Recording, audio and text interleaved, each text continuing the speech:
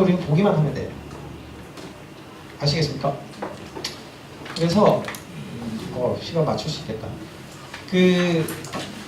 이제 현금주의랑 발생주의는 이제 좀 용어를 아시면 좋은데 실제로 뭐냐면 우리가 사용하는 것은 발생주의예요.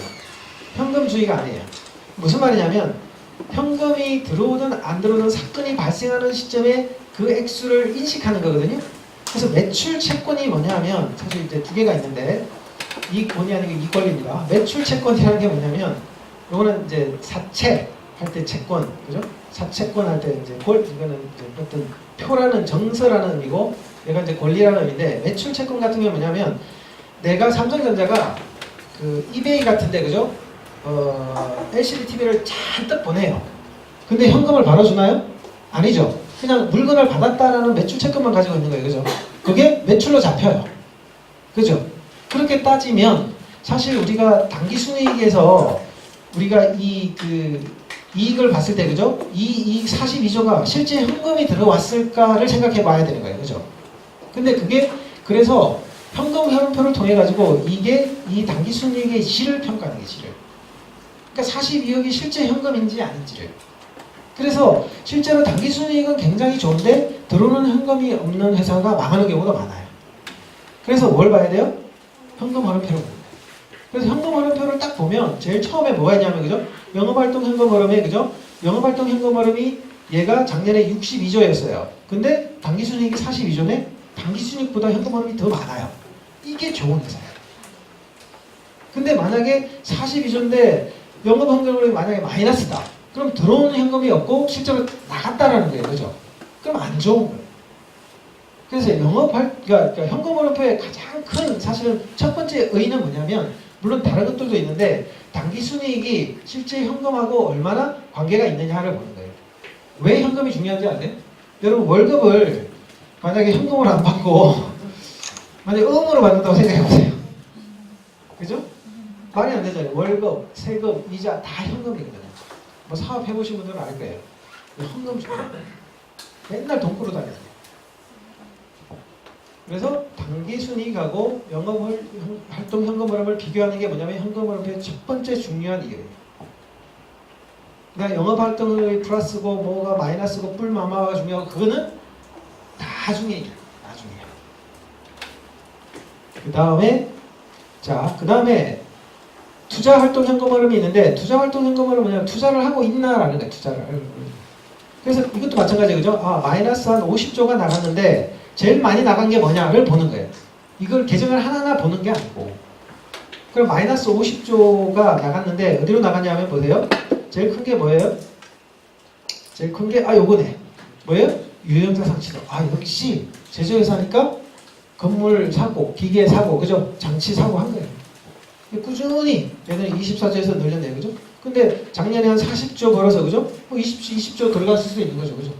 근데 그 순이익을 가지고 이제 그 자본 항목에서 자산으로 갔을 테니까 그죠? 뭔가 뭐 현금으로 갔을 수도 있고 현금이 80조나 되는데 굳이 더 현금을 쌓아놓기보다는 뭐 투자를 했다라고 보는 거죠. 그죠? 그렇게 보시면 돼요. 끝이에요.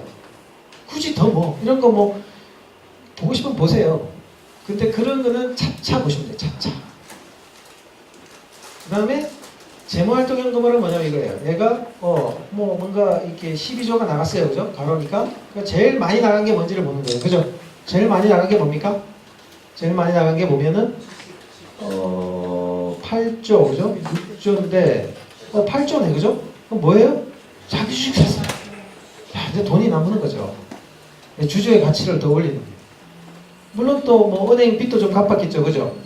뭐 어디 있을 거예요. 그죠? 어디 뭐 잘 모르겠네. 하여튼 뭐 자기 주식 취득했고 여기 상환도 조금 했네요. 그죠? 상환도 조금 했고 그죠? 배당금도 뭐 6조씩이나 지급했고 이런 걸 보는 거죠. 그죠? 이런 것도 큰 항목만 보시면 돼요. 근데 삼성전자 같은 경우에 보세요. 그죠? 마이너스고 재무활동이 투자활동도 마이너스고 영업활동은 크게 62조죠. 그죠? 그러니까 62조 벌어서 보세요. 49조 쓰고 그죠? 12조 써도 남는 거죠. 그죠? 현금이 남는 거예요. 80조 현금을 쌓아놓는다. 그죠? 얘는 뭐 굳이 그죠? 굳이. 근데 이런 것들을 이제 비교하는 거죠. 순이익은 어쨌든 순이익은 42조를 벌어서 그죠? 실제로 현금 흐름이 그럼 왜 당기 순이익은 40조인데 현금 흐름이 60조일까를 이제 궁금해하시고 그 원인을 이해하시면 되죠, 그죠? 근데 사실은 이 제조업 같은 경우에는 감가상각비가 굉장히 커요. 왜냐하면 건물을 하나 짓거나 뭔가 투자를 하잖아요, 그죠? 그거를 감가상각을 해요. 그러니까 예를 들어서 여러분도 만약에 집에 컴퓨터를 사잖아요, 그죠? 10년 넘은 컴퓨터 누가 뭐 사세요 하면 안 사잖아요, 그죠? 10년 정도 n분의 1에서 매년 상각을 해요. 근데 우리가 살 때는 돈이 들어갔지만 그 다음에 돈이 안 나가요, 그죠? 그런 금액들이 커서 이런 또 차이가 발생하기도 해요. 그런 것들은 뭐예요? 그 업종을 통해서 연구를 해서 아시면 되는 거예요. 아시겠습니까? 그래서 사실은 이제 현금 흐름표 같은 경우에 당기 순이익이랑 영업활동 현금 흐름표가 첫 번째다. 그 다음에 이제 우량기업 같은 경우에 영업활동 현금 플러스 재무나 투자는 마이너스. 무슨 말이냐면 영업으로는 계속 현금이 들어오고 투자도 적절히 해서 나가고 빚도 적절히 갚는다라는 의미예요. 그죠? 근데 이게 뭐 뿔 마마면 어떻고 뭐 마마 뿌리면 어떻고 이런 거 뭐 설명하잖아요. 그죠? 시간 날 때 그냥 보세요. 왜냐하면 이게 의미를 가지려면 3년 이상 연속성을 또 확인해야 돼요. 당해 연도에 얘가 마이너스라고 해서 뭐 크게 걱정할 필요는 없어요. 항상 연속성. 그래서 10년치 이상을 보는 거예요. 이 현금이 꾸준히 들어왔는지, 현금이 꾸준히 나갔는지, 꾸준히 투자를 하고 있는지, 꾸준히 빚을 갖고 있는지. 그죠? 그래서 그런 거고. 그리고 투자활동 현금 흐름이 증가했어요. 그죠? 그럼 얘는 투자를 했으면 이 두 번째 요소가 크게 마이너스일 가능성이 높거든요. 그게 실제로 투자해서 나간 건지 아니면 다른 걸로 나갔는지를 항목을 확인하면 되죠. 그죠? 그죠? 얘네처럼 유형자산을 취득하거나 투자를 했는데 들어갔잖아요. 그런 건 좋은 거죠. 근데 뭐 엉뚱한 데 쓸 수도 있잖아요. 그러면 안 돼요. 그 다음에 재무현금흐름도 마찬가지예요. 그죠? 재무현금을 증가했어요. 그러면 뭐냐면 뭔가 은행으로부터 돈을 빌려왔을 가능성이 크잖아요. 그죠? 그러면 그 돈을 어디에 썼는지 뭐 그런 것들을 확인하는 거죠. 그랬을 때 이자는 감당할 수 있는지 그게 치명적인 어떤 문제가 발생했는지를 살펴보는 게 뭐예요? 여기서 하는 일. 그래서 현금 흐름도 실제로 달라요. 그래서 요즘 이제 그 은행이랑 정권업 같은 거를 생각해 보면, 그죠? 은행에서 돈을 빌려주는 게 많아야 돼요. 우리 차입금 예치금이 많아야 좋은 거예요. 은행이 돈을 벌려면 그렇죠. 은행은 엄밀히 말해서 현금 흐름에 마이너스 있는 게 좋아요. 그러니까 제조업 기준으로 보시면 안 된다는 거죠. 그러니까 그런 그 업종 특성에 따라 다르거든요. 그러니까 아까 제가 말씀하신 것처럼 대표적인 업종은 3개를 정해서 각각 3명씩 맡아서 한 9분 정도가 발표를 하세요. 그죠? 나는 현금 흐름 계정 중에 중요한 것만 준비를 할게. 너는 뭐 손익계산서를 해. 너는 뭐 재무상태표를 해. 그러면 업종별로 굉장히 특성의 연구가 되는 거죠. 그죠? 뭐 책도 있으니까 그런 걸 좀 보시면 됩니다. 사실은 여기까지 제가 준비한 내용입니다. 물론 뒤에 몇 장 더 있어요. 있는데 혹시 질문이 있으면 받고 질문이 없으면 일요일날 오전에 이렇게 오후에 와가시고 굉장히 피곤하신데 좀 빨리 마칠 생각도 있어요. 그래서 박수치면 안 돼요. 끝난 거 아니에요. 그래서 아마도 4월 교육 때도 아마 저희 이제 교육부에서 아마 자료 만드는 연습할 거예요. 그죠?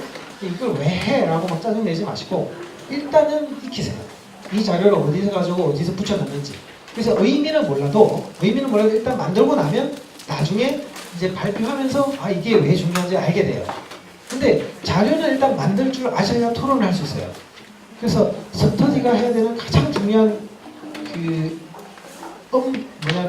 의무가 뭐냐면 해야 될 가장 중요한 우선순위가 뭐냐면 자료 만드는 걸 자유롭게 할 수 있어요. 내가 어떤 회사를 들었네? 그러면 그냥 사볼까 이게 아니고 그 자료를 만드는 걸 먼저 하셔야 돼요. 그리고 그걸 딱 끼워놓고 지역 모임 나가시잖아요. 이제, 그죠? 그래서 토론하는 거죠. 내가 누구한테 들었는데 이 자료가 이래. 그러면 이제 기존의 코엔베델이라는 이야기를 할 거 아니에요. 그죠? 그럼 문제점, 좋은 점 이런 것들이 밝혀지잖아요. 근데 좋아. 근데 너무 비싸. 그럼 다음에 사면 돼요. 그죠? 지금 정말 살 만큼 좋아. 그럼 좀 사시면 돼요. 이런 문제가 사면 안 돼. 그럼 안 사면 돼요. 그래서 토론이 필요하기 때문에 꼭 자료 만드는 연습을 굉장히 열심히 잘 하셔야 돼요. 아시겠습니까? 그래서 사실 뒤에는 뭐 주석도 좀 있고요. 자본 변동표에 대한 내용도 있어요. 근데 사실 알면 좋고 모르면 더 좋아요. 왜 모르면 더 좋죠? 머리가 상쾌하잖아요. 그다음에 뭐 상호 관계도 있어요, 그죠? 뭐 이런 것도 알면 좋은데 모르면 더 좋아요. 제가 알려드린 것만 아셔도 돼요, 그죠? 뭐 이런 것도 있고, 그다음에 복리 단위 이런 것도 좀 시간이 나면 하고 싶은데 굳이 여러분 이제 아신다고 보고 넘어갈 거고, 뭐 개발에 대한 것도 설명도 좀 있어요, 말로 설명한 거. 그래서 이렇게 준비를 했는데 우선은 제가 이 자료를 우리 같이 주기로 한 분한테 줄 테니까 그분들로 해서 공유하시고, 혹시 질문 있으면 여기 이제 오재현 교육인한테 하셔도 되고 저한테 하셔도 되고 뭐 교육부한테 질문하세요. 그리고 어떤 종목이 있다 그러면 이제 하반기에 가서 지역 모임이랑 아니면 그죠? VMB 모임을 통해서 열심히 그죠? 열심히 본인이 만들어야 돼.